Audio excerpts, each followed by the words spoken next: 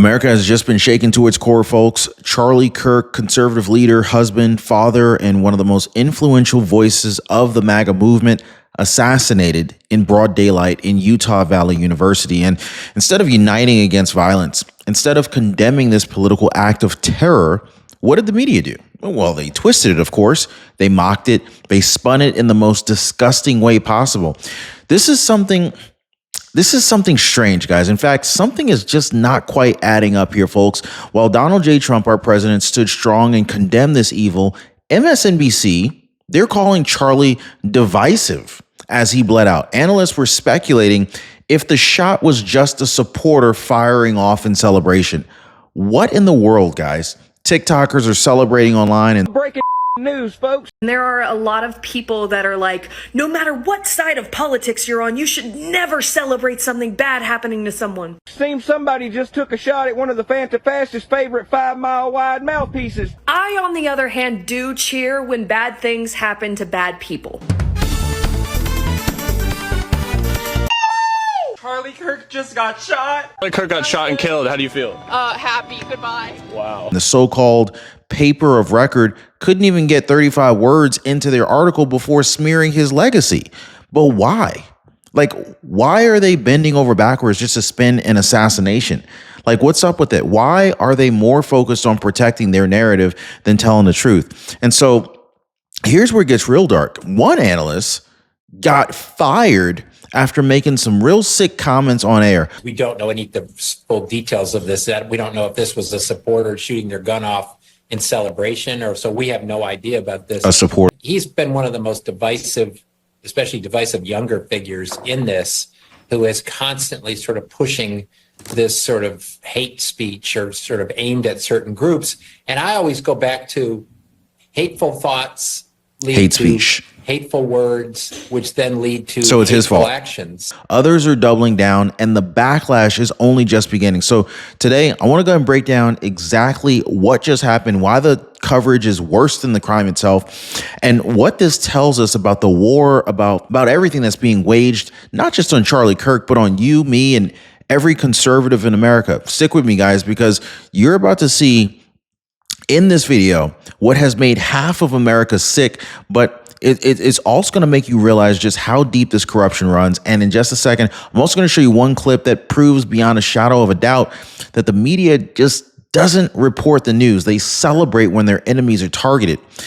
Hit the like button, subscribe. I appreciate you guys. Right now, President Donald J. Trump, President of the United States. But tonight, America is mourning because one of the brightest young voices of our movement, Charlie Kirk, has been assassinated. To my great fellow Americans, I am filled with grief and anger at the heinous assassination of Charlie Kirk on a college campus in Utah. Charlie inspired millions, and tonight, all who knew him and loved him are united in shock and horror. This is a dark moment for America. Charlie Kirk traveled the nation, joyfully engaging with everyone interested in good faith debate. His mission was to bring young people into the political process, which he did better than anybody ever, to share his love of country and to spread the simple words of common sense. On campuses nationwide, he championed his ideas with courage, logic, humor, and grace. It's a long past time for all Americans and the media to confront the fact that violence and murder are the tragic consequence of demonizing those with whom you disagree day after day, year after year, in the most hateful and despicable way possible.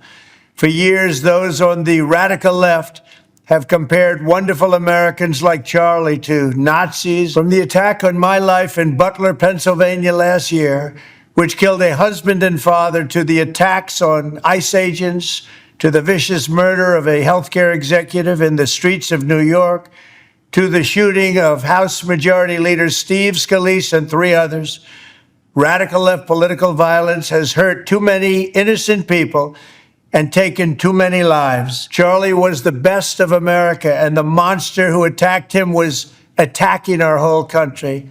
An assassin tried to silence him with a bullet, but he failed, because together we will ensure that his voice, his message, and his legacy will live on for countless generations to come. Not just threatened, not just harassed, assassinated at Utah Valley University in broad daylight in front of a huge crowd.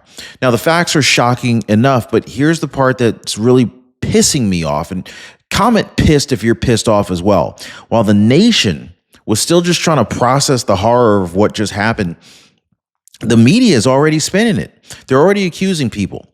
And not only that, they're excusing it. They're excusing it. They're already mocking it. And I got to tell you this, guys, something's not adding up. So I want to go back to what we do know, okay? At about 12:20 p.m., Charlie Kirk was speaking under a tent on the UVU campus. It was like 200 yards away. About 200 yards away, perched up on the Losi Center rooftop, a man dressed head to toe in black waited in a sniper nest. He pulled the trigger. The round hit Charlie Kirk in the neck. Chaos erupted. And within seconds, he was carried away by security. Now, think about this, okay? 200 yards. That's not a lucky shot. That's not an oops moment. That is not some supporter firing off in celebration. No.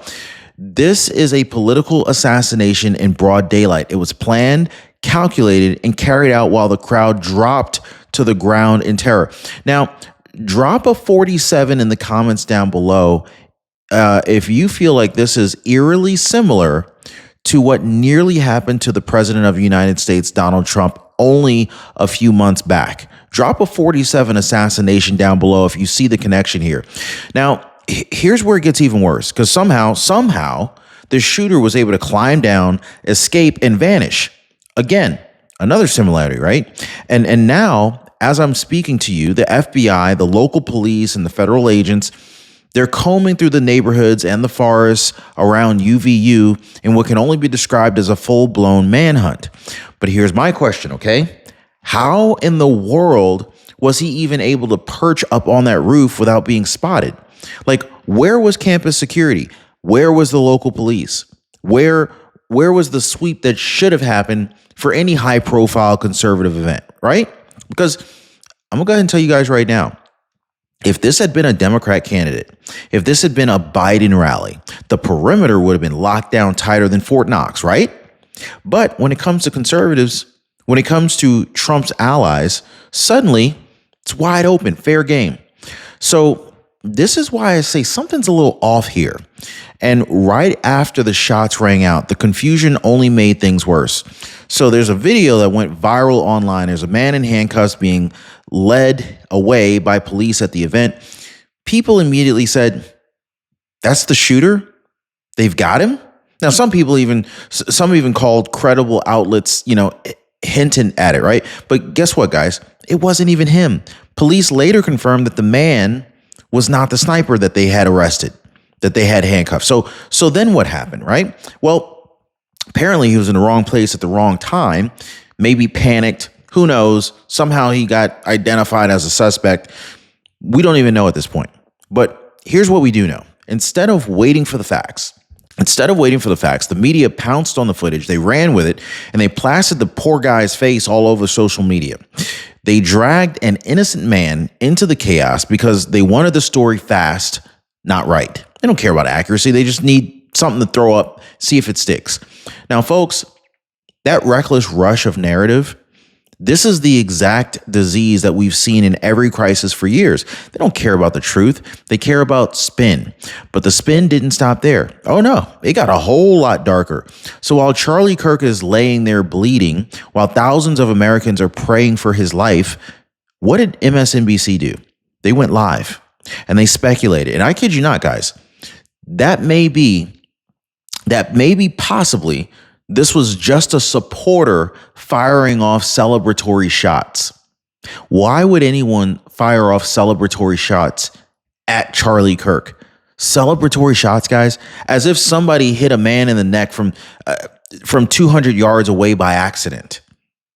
This is insanity, right? This is pure freaking insanity. Then, as if that wasn't sick enough, MSNBC, they called Charlie Kirk divisive. Now, and at that very moment, guys, he was dying.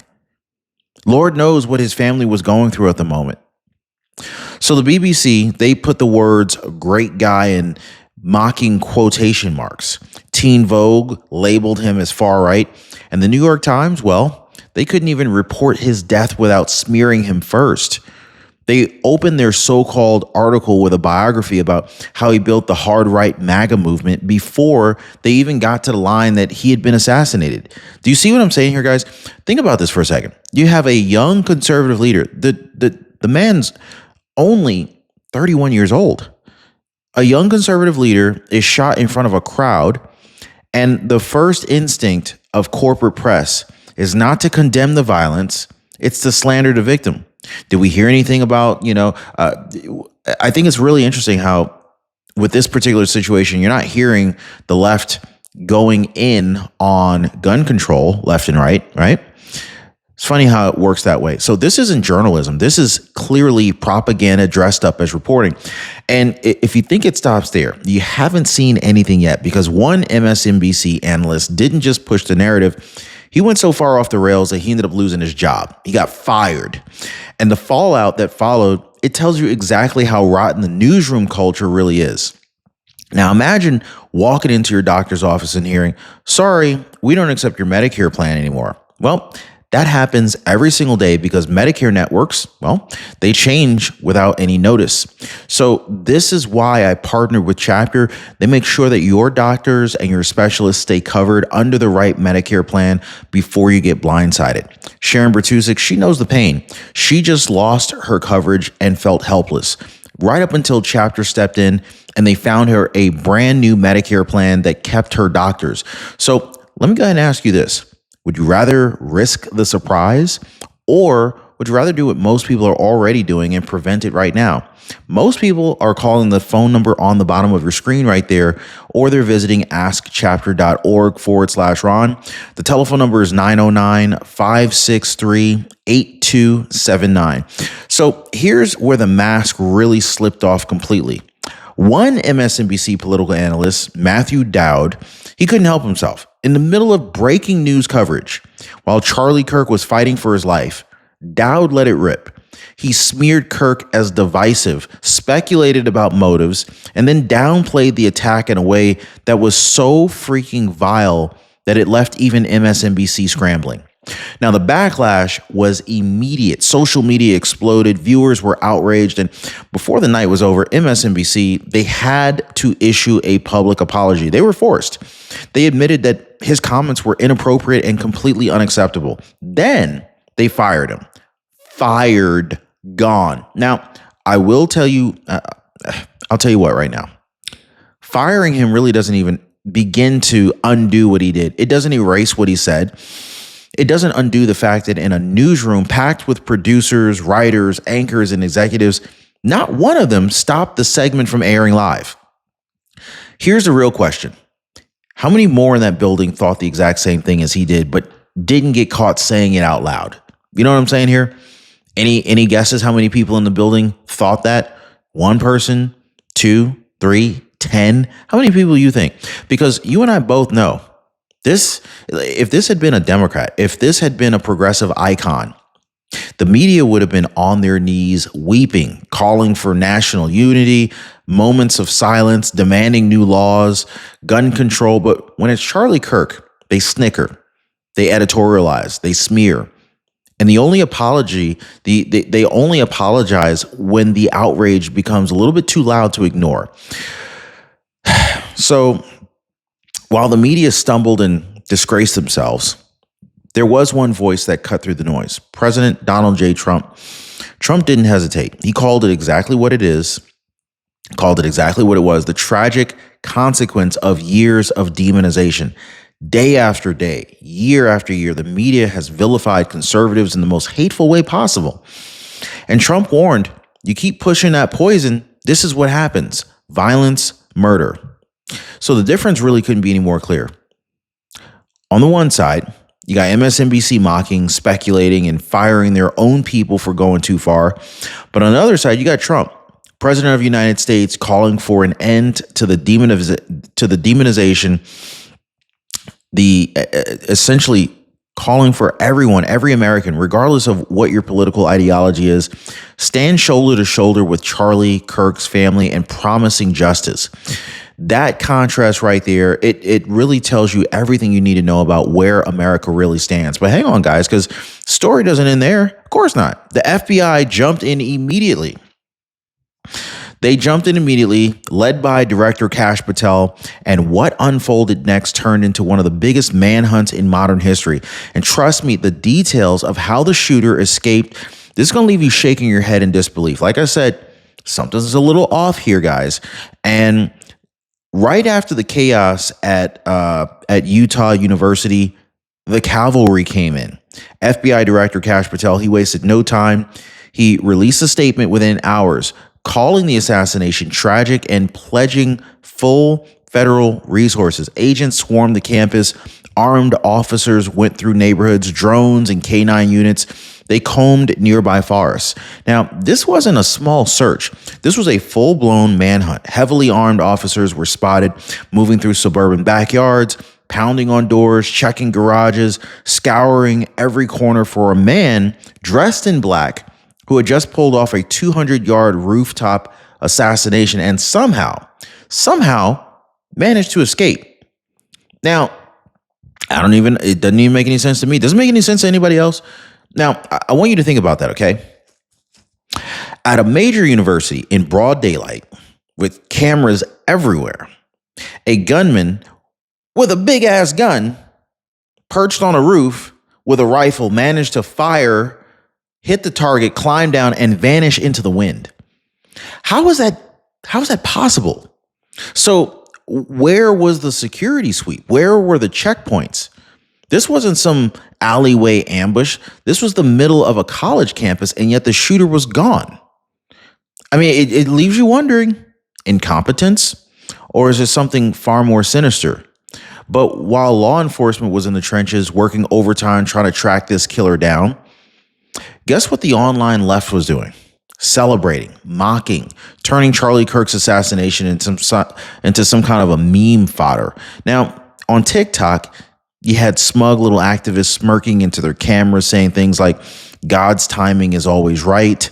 On X, formerly Twitter, Democrat supporters openly posted that Charlie Kirk deserved it. And here's the worst part. It wasn't fringe. It was just anonymous trolls out there, verified accounts, blue check Democrats, influencers with platforms bigger than most news outlets. They were all piling in, gleeful that one of the most prominent conservative voices had been taken down. Now, folks, this is where we are in 2025. Hatred of conservatives isn't hidden anymore. It's not whispered in dark corners. It is celebrated openly in social media, and not one major platform steps in to stop this thing. Not one headline condemns the digital cheering squad. So this pretty much tells you everything. The FBI is out there hunting for a political assassin while the online left is busy throwing a party. Now, let's go ahead and step back just for a second and remember who Charlie Kirk really was and why his assassination really hits like a gut punch to the heart of this movement. So at only 31 years young, Charlie had already built one of the most powerful conservative youth movements in American history. Turning Point USA, millions of followers, a daily podcast, books, rallies. The dude was sharp as a freaking tack. Speeches that gave a voice to a generation that was sick of being told to just shut up by the left. Charlie wasn't just another commentator. He was a builder. He was an organizer. He was the spark that really brought thousands of students into the fight for free speech, for faith, for family, and for America first. He stood shoulder to shoulder with President Trump from the very beginning, 2015, 2016, and he rode that wave, amplifying MAGA to the next generation. This was more than an assassination of a man. This was an attack on a movement, on every student who dared to show up at TPUSA, at the TPUSA table, on their campus, on every parent who sent their kid to one of his events, on every single conservative who refuses to bow to the woke mob. So this is why the reaction of the media is so damning, because while the movement was grieving, President Trump, he was offering condolences and demanding justice. What did the so-called media do? What did the media and mainstream media outlets do? Oh, they mocked, they minimized, they spit on his legacy before the man's body even turned cold. So here's the twist, though. Not everybody played the game. While MSNBC and the New York Times twisted the knife, independent voices stepped up with humanity. Megyn Kelly, for example, she broke the news with grace, sadness, and respect. It was a very emotional message from Megyn Kelly. Independent journalists reported the facts without the spin, without the poison. And Americans noticed because every time that legacy media shows its hand, every time, mocking conservatives, labeling them as far right or divisive in their final moments, more and more, as they keep doing this, more and more people continue to tune out. So where do they go? To independent voices, to people who don't filter tragedy through a political lens. This is the shift that's happening right now. Trust is collapsing for legacy news outlets, and the power is flowing to those who actually respect their audience. The corporate press thinks that they can just pretty much smear their way through this moment, but all they've done is expose themselves as who they truly are, as heartless frauds. And so here's the thing, folks, if they can treat Charlie Kirk this way, if they can laugh and editorialize over his death, how do you think that they would treat the rest of us, right? So here we are, guys. A young conservative leader gunned down in broad daylight, a nation in shock, a movement grieving. And instead of rallying against violence, the media decided to twist, spin, and mock. Something is not adding up here. Why did MSNBC rush to speculate about celebratory shots? Like, why did the BBC sneer with quotation marks, right? Why did the New York Times open with a political hit job instead of simply saying the truth? Charlie Kirk was assassinated. I mean, the answer is chilling because this was never just about Charlie Kirk. This was about the war on conservatives, the war on free speech, the war on truth. And, you know, if they can smear him while he's laying there dying, they can smear anyone. If they can celebrate his death online, then what does it say about how far gone the left really is? But here's what they didn't count on. America is watching. America sees through the lies, and America is completely disgusted. President Trump's right. The violence is the fruit of years of demonization, years of media poison. And this is why we cannot back down, because every time they try to silence us, every time they try to spin the narrative, every time they celebrate when we're attacked, they reveal who they really are. So let me go ahead and leave you with this, all right? Charlie Kirk may be gone, but his movement, his fight, his message are not. They live on in every student, every parent, every American who refuses to bow down.